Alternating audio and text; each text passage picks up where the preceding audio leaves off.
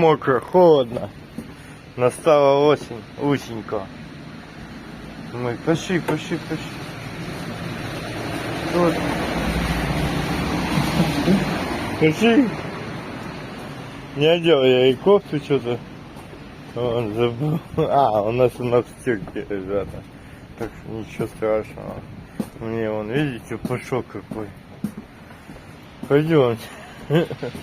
И что-то притормозила такая. Уша. Усенька.